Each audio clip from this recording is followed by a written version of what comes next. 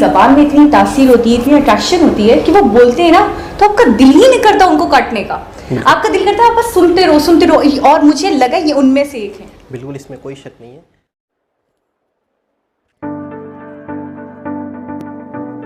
Please give an energetic and warm welcome to the one and only Jaya Kishori ji.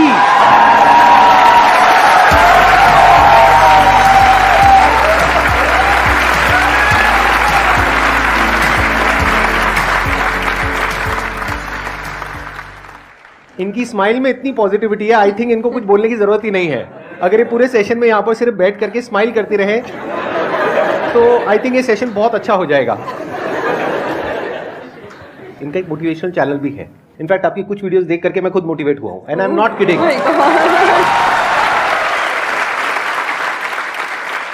तो मैं personally आप सबको recommend करूंगा कि एक बार आप जा करके देखिए इनकी जो मोटिवेशनल वीडियोस हैं, और आप सबको बहुत कुछ सीखने को मिलेगा और बहुत अच्छा लगेगा। Thank you so much. और आपसे इंस्पायर होकर शायद हमने चैनल खोला है, तो मुझे तो लग रहा है मुझे मिल गया उसका अवार्ड कि आप उसको देखते हैं और सुनते हैं। थैंक यू सो मच, बहुत बड़ी बात है ये। यूट्यूब पे या इंटरनेट पे देखना एक अलग होता है, और जब आप फिजिकली वो चीज़ को फील कर सकते हैं, एक्चुअली एक ऑरा होता है, एक वाइब होता है, वो आपको फेस टू फेस ही मिल सकता है। तो आप सब बहुत लकी है, आज मैं भी लकी हूँ कि मुझे वो ऑरा, वो वाइब महसूस करने को मिल रहा है जो हम यूट्यूब पे ऑल टाइम देखते रहते हैं। और आज तो आप डबल लकी हैं क्योंकि मेरे साथ साथ आपको इनको भी सुनने का मौका मिल रहा है।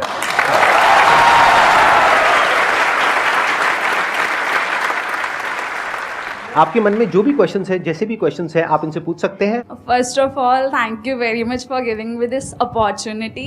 I want to ask you कि like आपने ये क्यों चूज किया कि you want to go into spirituality, कि मुझे इस चीज़ में ही जाना है? टू बी वेरी ऑनेस्ट, मैंने चूज़ नहीं किया था, इस स्थान ने मुझे चूज़ किया था, क्योंकि मैंने शुरुआत 6 साल की उम्र से की थी।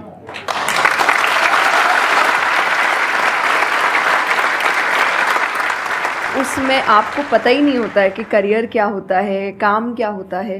तो मैंने कुछ भी सोचा नहीं था, मेरे सामने चीज़ें आती गई, मुझे अच्छी लगती गई और मैं करती गई। और इसीलिए मैं हमेशा कहती हूँ अपने अंदर के बच्चे को ज़िंदा रखिए, क्योंकि वो कभी भी ये नहीं देखता इससे मेरा फ़ायदा होगा, या उसको अच्छी लगती है चीज़ और वो करता है। तो मैंने वो बचपने में मुझे वो चीज़ अच्छी लगी और मैंने उसको किया, और फिर अपने आप ही सामने चीज़ें आती गई, चाहे फिर वो भजन आए, फिर कथा आई, मोटिवेशनल सेशंस आए, जो जो सामने आता गया और जो जो मुझे लगा कि मेरे बस की बात है, मैं कर सकती हूँ, वो मैंने किया। और फिर मुझे पता ही नहीं चला कि कब सिचुएशन कहाँ हो गई। जब मुझे समझने का मौका मिला कि चलो कुछ बनते हैं, मैं ऑलरेडी बन चुकी थी।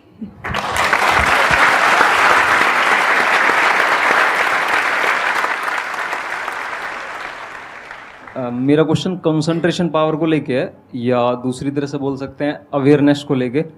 जैसे किसी भी काम पे जो ध्यान लगाने की कैपेबिलिटी होती है वो डिफर करती है पर्सन टू पर्सन। मुझे पूछना था क्या कोई इसका बायोलॉजिकल बेसिस भी है, या सिर्फ प्रैक्टिस पे डिपेंड करता है कि किसी की प्रैक्टिस थोड़ी कम है और किसी की ज़्यादा? कई ऐसे एक्सरसाइजेज है जो आपको हेल्प करती है कंसंट्रेशन के लिए।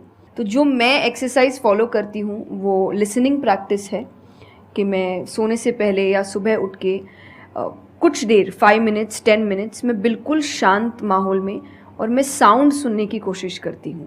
और ऐसा माना जाता है कि जिस दिन आपको 5 से ज़्यादा साउंड सुनने लग जाए, और 5 का मतलब हुआ कि ऐसा नहीं कि आपके घर में टीवी और मिक्सी और सब चल रहा है तो आप कहे कि अरे भाई 5 साउंड सुनाई दे दिए, नहीं, जब शांति हो तो वो एक बहुत अच्छी प्रैक्टिस है जो आपके दिमाग को हेल्प करती है किसी एक चीज़ पर ध्यान लगाने के लिए।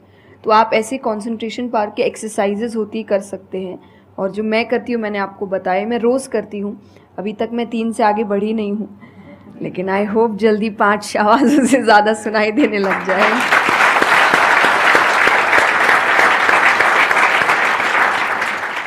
बचपन से जो आपने किया अभी तक वो तो मैटर करता ही है। फॉर एग्जाम्पल, अगर आप बचपन से ही सिर्फ कंप्यूटर पर ही अपना टाइम पास कर रहे हो या मोबाइल पे, जो आजकल बड़ा कॉमन हो गया है, तो आपकी जो कंसंट्रेशन पावर है वो पैसिव वे में तो अच्छी होगी। यानी कि अगर कोई कंटेंट है उसको आप कंज्यूम कर रहे हो तब तो आपका माइंड वहां पर लग जाएगा, लेकिन जब खुद ध्यान लगाने की बारी आएगी तो आप नहीं लगा पाओगे। एक्टिव कंसंट्रेशन आप नहीं कर पाओगे। और वही आपका क्वेश्चन है कि जो अपनी एक्टिव कंसंट्रेशन पावर है उसको कैसे बढ़ाया जाए, यानी कि आप जब चाहे, जहां चाहे, जितनी देर के लिए चाहे उतनी देर के लिए अपना ध्यान लगा सके और जब चाहे वहां से ध्यान हटा सके। इसी को कहेंगे ना कि एक्चुअल में आपका जो ध्यान है वो आपके कंट्रोल में है। नहीं तो इतना कुछ है इस दुनिया में, वो तो सब खींचने के लिए तैयार बैठे हैं आपके ध्यान को, आपकी अटेंशन को। अगर फाइनेंशियली बात करी जाए तो आज की डेट में सबसे ज्यादा जो वैल्यू है वो आपकी अटेंशन की है। जितनी भी कंपनीज हैं उनके लिए सबसे इंपॉर्टेंट है आपकी अटेंशन। अगर आपकी अटेंशन आपके हाथ से निकल जाती है और उनके हाथ में चली जाती है तो वो हो जाएगा जो वो चाहते हैं, यानी उनको प्रॉफिट हो जाएगा, आपको नुकसान होता है हो जाए। तो अब सवाल उठता है उसको कैसे बढ़ाया जाए। चेस बहुत अच्छा तरीका है उसको बढ़ाने का। स्पोर्ट्स से आपकी कंसंट्रेशन पावर बढ़ती है। जैसे मुझे बैडमिंटन बहुत पसंद है, तो बैडमिंटन में सारा ध्यान कहां पर होता है, शटल के ऊपर, और कोई थॉट माइंड में आ ही नहीं सकता, क्योंकि अगर वो आया तो शटल से आपका ध्यान हट गया और आप हार जाओगे। तो sports is another way of doing it. उसके अलावा जैसे इन्होंने बताया लिसनिंग, अगेन वेरी पावरफुल। बहुत तरह की साउंड्स हैं, बहुत तरह की वाइब्रेशंस हैं इस यूनिवर्स में, बट हमारा ध्यान नहीं है उसकी तरफ। कुछ ग्रॉस है, कुछ सटल है। तो जैसे जैसे हम सटल जाते हैं तो ऐसी बहुत सारी वाइब्रेशंस हमारी पकड़ में आती है जो नॉर्मली लोगों की पकड़ में नहीं आ पाती है। क्यों? क्योंकि उनका ध्यान दो जगह पे होता है, या तो इस दुनिया में जो कुछ हो रहा है वहां पे होता है, या फिर अंदर जो थॉट चल रहे होते हैं वहां पे होता है। इसके अलावा और कहीं नहीं होता है। तो उन वाइब्रेशंस को सुनने के लिए हमको कानों की भी जरूरत नहीं है। इवन विदाउट योर ईयर्स, अपने कान बंद करके भी आप सुन सकते हो उन साउंड्स को। तो शुरुआत वहां से करो, धीरे धीरे आप देखोगे आपका जो ध्यान है वो आपकी पकड़ में आने लग जाएगा।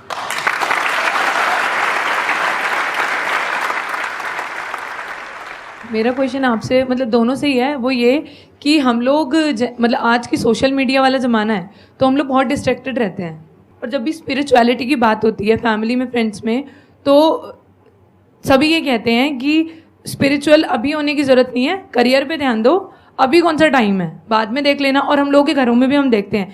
तो मैम ये चीज़ कैसे, मतलब उनको कैसे समझाई जाए कि ये चीज़ कितनी इम्पॉर्टेंट है और उसकी इम्पोर्टेंस क्या है? मेरे हिसाब से, और आई थिंक मेरे क्या पूरी दुनिया के हिसाब से, जो भी स्पिरिचुअलिटी को ठीक से समझता है ये यंग एज प्रोसेस ही है। जैसे अगर आप रिलीजियस वे में भी सुने तो भगवान को हम कुछ भी चढ़ाते हैं वो फ्रेश होता है, प्रसाद है, फूल है, कुछ भी एक दिन दो दिन पहले नहीं होता। तो हम खुद इतने पुराने होके क्यों फिर अपने आप को चढ़ाते हैं? जब आप रिजिड हो चुके हैं, जब आपको आगे कुछ काम खास करना नहीं है, आप रिटायर हो चुके हैं, तब आप उस स्पिरिचुअलिटी का करेंगे क्या? आपकी लाइफ में कोई चैलेंजेस होंगे ही नहीं जब सामना करने के लिए। तो स्पिरिचुअलिटी मतलब सिर्फ पूजा पाठ नहीं होता। मंत्र, जैसा मैंने लिसनिंग एक्सरसाइज बताई, वैसे ही मंत्र चैंटिंग भी एक बहुत बड़ी एक्सरसाइज है कि आप मंत्रों का उच्चारण करते हैं मेडिटेशन में, क्योंकि जो पावर, जो वाइब्रेशंस वो साउंड रखते हैं वो आई थिंक दुनिया में और कहीं नहीं है। तो वो आपके करियर के लिए, कंसंट्रेशन पावर के लिए, कॉन्फिडेंस के लिए, मेमोरी पावर के लिए, सबके लिए बहुत अच्छा है। तो आपको यही समझाना है कि आप स्पिरिचुअलिटी का मतलब, एक तो पहले ये पर्सपेक्टिव हटा दें कि हम सब त्याग देंगे, हम सब छोड़ देंगे। ऐसा कुछ भी नहीं होता। गीता जी में स्पिरिचुअलिटी का ज्ञान उसको दिया गया है जिसको आगे जाके राजा बनना है, अर्जुन को। उसके पास क्या लग्जरी नहीं है, राज्य नहीं है, पैसा नहीं है, क्या नहीं है। तो अध्यात्म का मतलब कभी भी नहीं होता सब कुछ छोड़ देना, सबके बीच रहना है, पर इस तरीके से रहना है कि वो आप पर हावी ना हो हर चीज़। यही आध्यात्म है, यही स्पिरिचुअलिटी है कि बाहर की चीज़ें यहाँ ट्रबल ना कर सके, बस इतना ही करना है।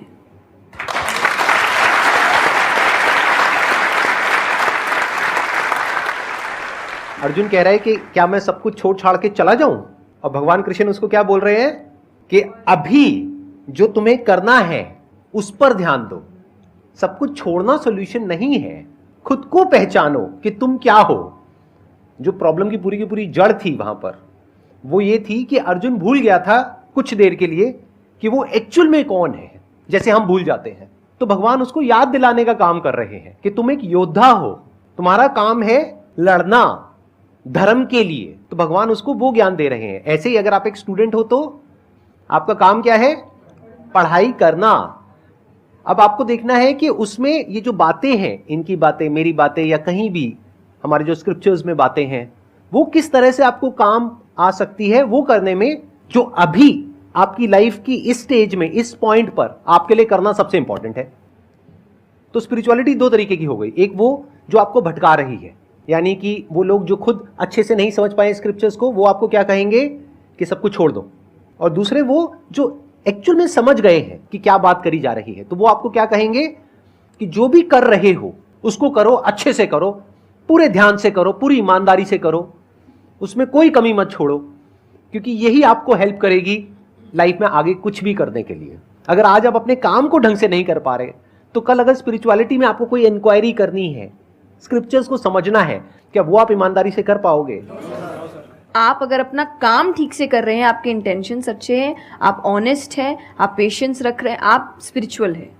तो इसीलिए आपको बस अपना काम, जो उन्होंने सही कहा, एकदम ठीक से ईमानदारी से करना है। क्योंकि अगर यहाँ ईमानदार नहीं, क्योंकि जो आपका काम है, तो फिर कहीं और तो ईमानदारी की फिर बात ही क्या कर सकते हैं हम।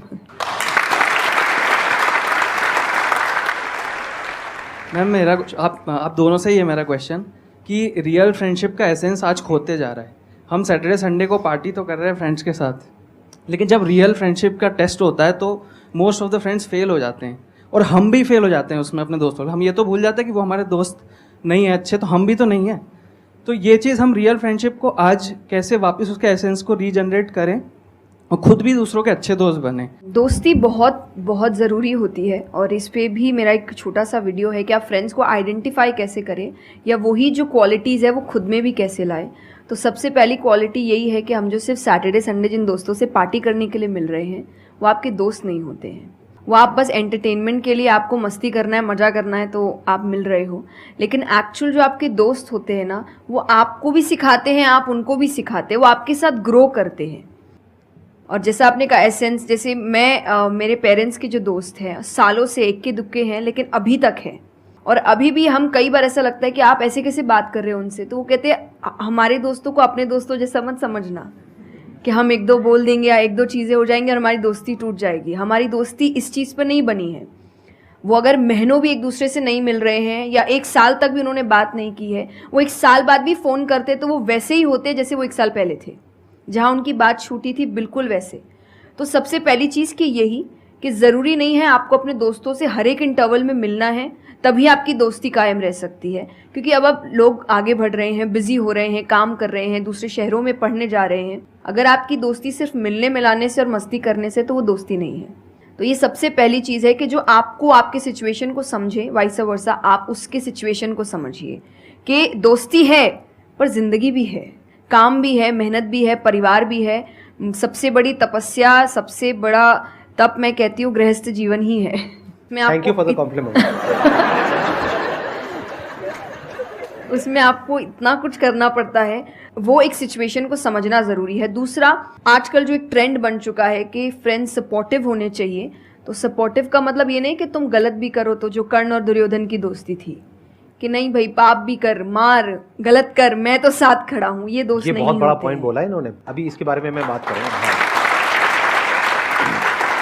ये दोस्त नहीं होते हैं। दोस्त आपको आपके पास खड़े रहेंगे सपोर्ट में, लेकिन ये हर वक्त बताएंगे कि तुम गलत हो, तुम गलत कर रहे हो, इसकी सज़ा मिलेगी।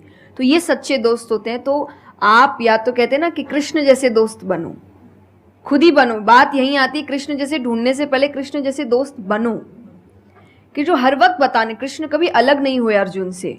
जब वो कहने लगा कि मैं नहीं लड़ सकता, ये नहीं, उन्होंने उस वक्त बहुत डांटा कि क्षत्रिय है, ये तरीका है बात करने का, ऐसे बोलते हैं, तो इतना बड़ा महाबाहु है, बड़े बड़े नाम बताए, याद दिलाया कि तुम कितने अच्छे हो। तो सबसे बड़ा दोस्त का आई थिंक क्वालिटी यही है, जो सपोर्टिव है लेकिन गलत चीज़ों में नहीं है, वो हर वक्त सही के लिए आपके पास खड़े हैं। और तीसरा जो मैं सबसे अच्छा कहती हूँ कि आपकी और उनकी मेंटालिटी मैच होनी चाहिए। आपको ये समझना है कि अगर मेंटालिटी एक नहीं होगी, तो भले ही आप अपने पेरेंट्स को कितना ही कह ले कि हम कुछ नहीं करेंगे, अरे हम तो सिर्फ घूम रहे हैं, अरे हम वैसा कुछ नहीं करेंगे, करोगे, एक ना एक दिन ज़रूर करोगे, क्योंकि ये ह्यूमन नेचर है।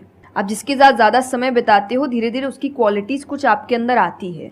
तो ज़रूरी है कि वो बिहेवियर, वो पैटर्न, वो मेंटालिटी, वो माइंडसेट मैच होनी चाहिए दोनों की, तभी आप एक साथ ग्रो कर सकते हैं। वरना वही सैटरडे संडे मिलना और ज़िंदगी खराब करना, यही हो पाएगा बस। Excellent point. ये समझना इतना इंपॉर्टेंट नहीं है कि दोस्ती क्या है, ये समझना ज़्यादा इंपॉर्टेंट है कि दोस्ती क्या नहीं है। अगर आपका जो दोस्त है वो कुछ गलत कर रहा है, तो उसका साथ देना दोस्ती नहीं है। क्योंकि अगर आप गलत में भी उसका साथ दोगे तो वो और पावरफुल हो जाएगा, वो और बड़ा गलत काम करेगा। मानो आपका दोस्त पी करके गाड़ी चला रहा है, तो दोस्ती ये नहीं है कि उसको बोलना कि हाँ चल कर कर कर कर कोई नहीं, और बड़ा और बड़ा और बड़ा, नहीं, उस वक्त क्या बोलना, गाड़ी रोक, मैं उतर रहा हूं। अब उसके बाद आपका क्या होगा वो बाद में देखेंगे, वो डिपेंड करता है कि आपको कहां उतारा उसने। जो इन्होंने एग्जाम्पल दिया दुर्योधन वाला, बहुत इंपॉर्टेंट है वो समझना। ऐसे लोगों से दूर रहो, ये दोस्ती है। दोस्ती को तोड़ देना दोस्ती होता है बहुत बार। कई बार लाइफ में ऐसा पॉइंट आ जाता है जो एक धर्म संकट के जैसा होता है, जहां पर जाकर के आपको साफ नजर आ रहा होता है कि ये जो इंसान है ये सिर्फ अपना ही नहीं मेरा भी सर्वनाश कर देगा। ऐसे लोगों को छोड़ देना दोस्ती है। फिर अगर उसके अंदर इंसानियत वापस से जागती है तो वापस से वो अगर आपके पास में आता है तो ठीक है, नहीं आता है तो कोई बात नहीं, छोड़ दो ऐसे दोस्त को। तो बड़े ध्यान से चुनना अपने जो दोस्त हैं। जो इन्होंने कहा संगति बहुत इंपॉर्टेंट है लाइफ में, इसीलिए पहले के जमाने में सत्संग की इतनी वैल्यू होती थी। हर घर में एक सत्संग हॉल होता था एक जमाने में। आज जैसे हम सत्संग का नाम सुनते हैं हमारे माइंड में कुछ और ही आने लग जाता है। सत्संग मतलब सत्य के संग। सत्य मतलब वही जो इन्होंने कहा कि जब कोई सही रास्ते पे चल रहा है तो उसका साथ देना, और कोई झूठ के रास्ते पे चल रहा है, कोई गलत काम कर रहा है तो उसका साथ छोड़ देना। तो सत्य के साथ रहना। वो लोग जो सत्य बोलते हैं, वो लोग जो सत्य की राह पे चल रहे हैं, वो लोग जो धर्म की राह पे चल रहे हैं। ये वर्ड सुनने में आपको थोड़े से पुराने लगेंगे, लेकिन अगर इसकी डेप्थ को आप समझोगे तो अंदर से आप समझ पाओगे कि मैं क्या बोल रहा हूं, किस लेवल से बोल रहा हूं। Hello sir, hello ma'am.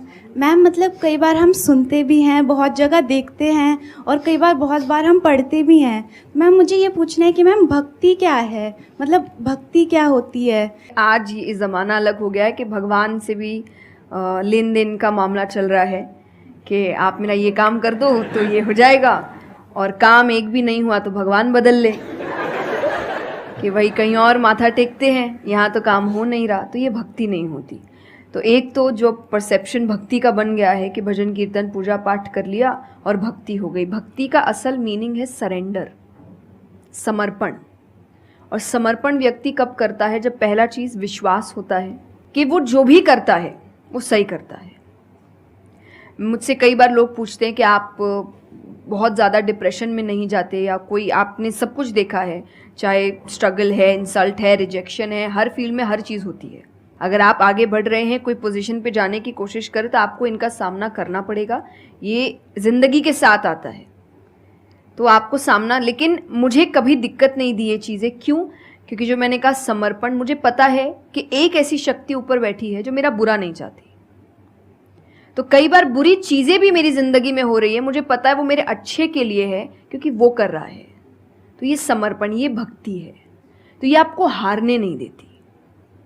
क्यों हारेंगे आप? क्योंकि आपको पता है ना कि वो हारने देगा नहीं। तो आप अपने आप गिरे, आप फिर उठेंगे कि नहीं भाई अभी गिरना शायद ज़रूरी होगा, उसका इशारा है, इसीलिए चलो फिर उठते हैं, फिर आगे बढ़ते हैं। तो अर्जुन ने भी, जब समर्पण की बात गीता जी में आती है तो कई लोग कहते हैं कि धर्म का मतलब होता है अंधविश्वास। नहीं, क्योंकि अगर अंधविश्वास होता, अंधविश्वास में क्वेश्चन करना अलाउड नहीं होता आपको। गीता अगर सिर्फ भगवान की बात होती तो 2 पन्ने में ख़त्म हो गई होती। ये दोनों के बीच की बात है जिसमें अर्जुन ये जानते हुए कि सामने कौन खड़ा है, क्वेश्चन करने के तो कोई सवाल ही नहीं था वहाँ पर कि भगवान लड़ने बोल रहा है, क्या क्वेश्चन करना, पर उसने कंटिन्यूअसली क्वेश्चंस किए हैं। पर उसका भी नाम आया था समर्पण, कि वो समर्पित होकर क्वेश्चन कर रहा था कि ये जो खड़ा है ये मेरे हर सवाल का जवाब जानता है, ये मुझसे कभी कुछ गलत काम नहीं कराएगा। लेकिन इसका मतलब ये नहीं कि मैं अपनी जिज्ञासा बाहर नहीं निकालूंगा, मैं अपने क्वेश्चंस पूछूंगा।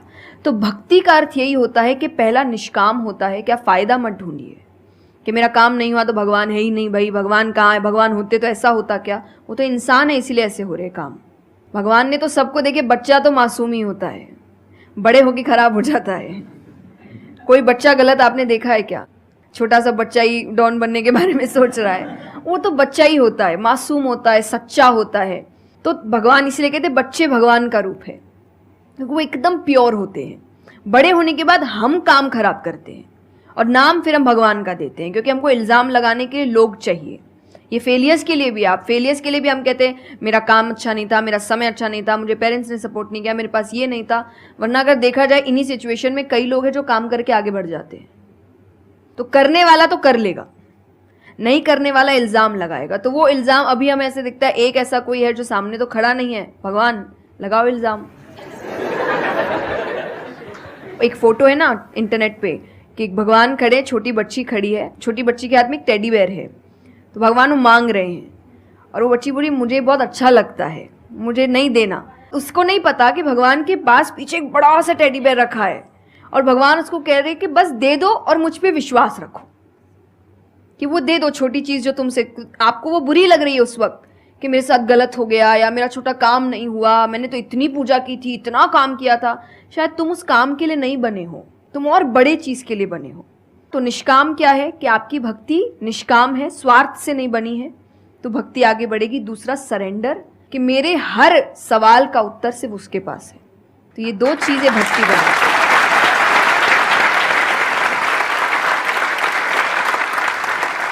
मेरा मन कर रहा है कि मैं बैठ करके बस आराम से आपको सुनता रहूं, मेरे को इतना अच्छा लग रहा है। आप प्लीज थोड़ा सा और बोलिए इसके बारे में, भक्ति के बारे में। मुझे सही में बहुत, कितने लोग चाहते हैं कि थोड़ा और बोले?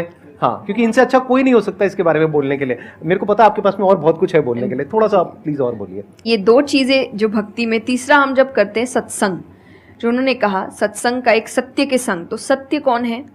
जब हम शास्त्रों में देखते हैं सबसे पहला श्लोक जो श्रीमद् भागवत में आता है वो भगवान का स्वरूप बता रहा है, उसमें है सच्चिदानंद रूपाय। सच्चिदानंद का मतलब होता है तीन चीज़ें मिलकर बनती है, वो है सत, चित और आनंद। जो ये तीन चीज़ों को जीवन में समझ लेगा सही से, उसने भगवान को समझ लिया, क्योंकि भगवान का रूप ही सच्चिदानंद है। तो सबसे पहला है सच, जो कहा गया सच की राह पर चलो। जो हम ये एक्चुअली आपने एग्जैक्ट वर्ड उस वक्त बोले, मैं अपनी कथा में भी कहती हूँ कि आजकल हम इतनी छोटी छोटी बातों पे झूठ बोलते हैं कि हम किसी से मिलने जा रहे हैं और हम घर से भी नहीं निकले, अरे 5 मिनट, अरे सिग्नल पे खड़ा हूँ, अरे बस पहुँच गया, अरे क्या हो गया, वो 2 बातें तो सुनाएगा ना सिर्फ कि तुम समय लेकर नहीं आए, पर हम इतनी इतनी सी बातों में झूठ बोल रहे हैं। ये हमें लगता है कि कोई बड़ी बात नहीं, पर ये बहुत बड़ी बात है कि आप इतना भी सच का सामना नहीं कर सकते, और फिर हमें लगता है कि हम लाइफ की जो प्रॉब्लम्स है उसका सामना कर लेंगे, खुद के सच का तो सामना कर नहीं पा रहे हैं। जिंदगी का सच सामने आएगा तब तो बैंड ही बज जाएगी पूरी, क्योंकि वो कठिन है। जिंदगी आसान नहीं है, किसी के लिए नहीं, भगवान के लिए भी नहीं हुई। आप राम जी को उठाइए, कृष्ण जी को उठाइए, जब तक यहाँ रहे कोई सुखी नहीं रहा।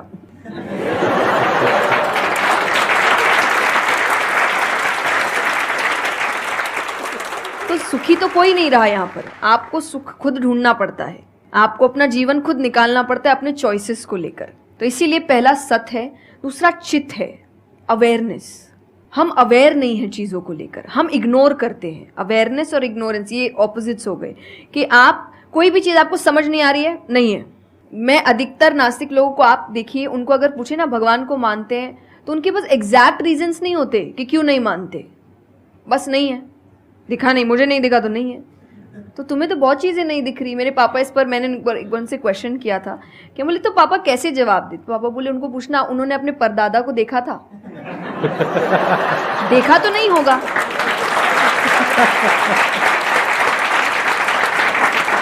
सुना है, दादा से सुना है, पापा से सुना है कि थे, मैंने तो नहीं देखा, तो मैं बोल दूं वो थे ही नहीं। कुछ तो सच्चाई होगी, उसको ढूंढने की कोशिश करो। मैं धर्म के लिए हमेशा कहती हूं कि आपको ढूंढना पड़ेगा। भगवान, मेरे पापा ने मुझे एक बात कही थी, भगवान मानने की चीज है, जानने की नहीं। जानना क्या होता है? पहले इस्तेमाल करे फिर विश्वास करे।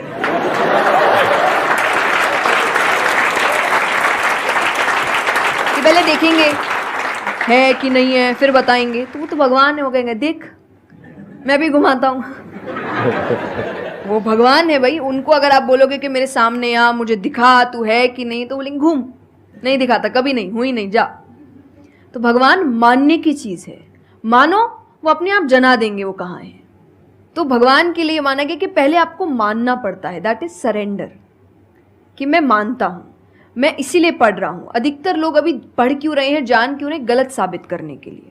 और दुनिया के लिए भी, आप किसी भी चीज को जानने की कोशिश करो तो सिर्फ एक खाली दिमाग से जानने की कोशिश करो, अपने दिमाग से नहीं कि मुझे गलत साबित करना इसीलिए पढ़ता हूं चलो। तो फिर आपका दिमाग सीधा उस गलत बात पे ही जाएगा कि देखो मैंने तो बोला ही था गलत है, और उसके आसपास कितनी अच्छी बातें लिखी होगी आप देखेंगे नहीं। पर आपको जो बस साबित करना है, आप उस लोग सुनते भी आजकल इसीलिए हैं। मैं कथा में एक बात कहती कि बस आजकल कथा ही बची है सुनने वाली चीज। वरना आप कहीं भी दो लोगों को देखिए वो बोलेगा मैं बोलता हूँ, नहीं मैं बोलता हूँ, नहीं मैं बोलता हूँ। दुख देखिए किसी के प्रॉब्लम्स को एक बोलता है अरे मेरी जिंदगी अच्छी नहीं चल रही, अरे मेरी उससे भी खराब है। आप किसी से मदद भी कहाँ मांगेंगे कि वो एक दुख सुनाओ वो 4 सुनाता है, तो क्या ही मदद मांगे कि तो मेरे से दुखी है, तू मेरे से और 500 रुपए रख भाई। ये तो लोग हर वक्त कोई सुनना नहीं चाह रहा, और सुन भी रहे हैं तो इसीलिए कि ताकि बस मैं बोल सकूं, कि ये खत्म करे बस जल्दी से चुप हो ताकि मैं बोलूं। तो ये बंद करिए। भगवान ने अर्जुन की पहले पूरी बात सुनी थी, एक बार भी बीच में इंटरप्ट नहीं किया, उसकी पूरी बात सुनी। क्यों? तभी वो आंसर ठीक से कर पाएंगे। अगर आप बीच में हर चीज में इंटरप्ट करेंगे, लोगों के ओपिनियंस में इंटरप्ट करेंगे, तो आप उनकी बात को नहीं समझ पाएंगे। जितना सुनेंगे उतना सीखेंगे, क्योंकि बोलोगे तो वही जो आता है, पर सुनोगे तो कई बार ऐसी चीजें पता चलेगी जो नहीं पता, जो नहीं आता है। तो सत्संग यही है। आप लोग एक काम करो, अपना मोबाइल ऑन करो और अपने घर पे फोन कर दो कि शाम तक हम यहीं बैठे हैं। मतलब मेरा मन तो नहीं है यहाँ से आज उठने का, मेरा मन है आराम से बैठ करके इनसे सुनने का। मुझे तो बहुत अच्छा लग रहा है, लेकिन आई एम नॉट श्योर कि इनके पास में इतना टाइम होगा या नहीं होगा।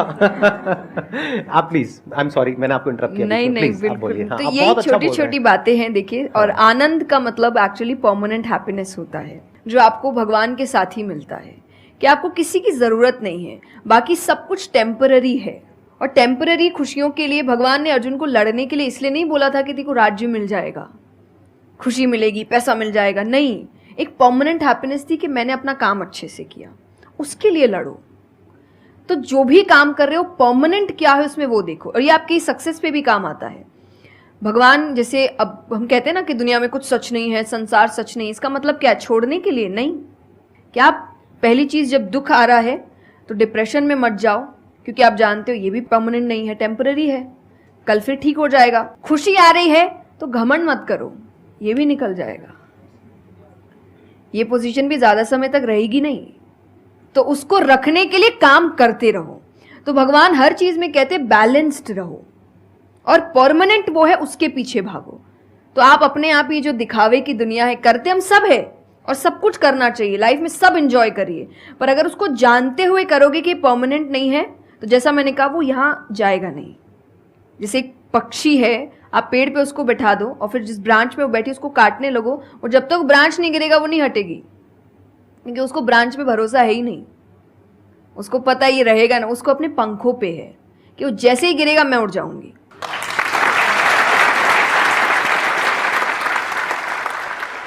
एक सॉन्ग अगर आप प्लीज उस पे हम एंड कर सकते हैं सेशन को। हाँ। अगर आपको कोई प्रॉब्लम ना हो तो हाँ प्लीज। मेरा आपकी कृपा से सब काम हो रहा है, करते हो तुम कन्हैया मेरा नाम हो रहा है।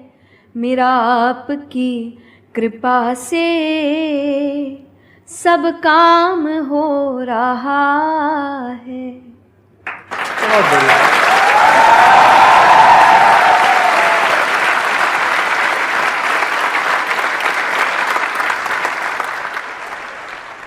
जबान में इतनी तासीर होती है, इतनी अट्रैक्शन होती है कि वो बोलते हैं ना तो आपका दिल ही नहीं करता उनको काटने का। आपका दिल करता है आप बस सुनते रहो। और मुझे लगा ये उनमें से एक है। बिल्कुल, इसमें कोई शक नहीं है। गाइज, आपको यह मैसअप रिएक्शन का वीडियो कैसा लगा? अपने थॉट को नीचे वीडियो के कमेंट में जरूर बताइएगा। वीडियो पसंद आई हो तो वीडियो को लाइक जरूर कर दीजिएगा। चैनल पे नए हैं तो चैनल को सब्सक्राइब जरूर कर लीजिएगा। तो थैंक यू, मिलते हैं नेक्स्ट वीडियो में।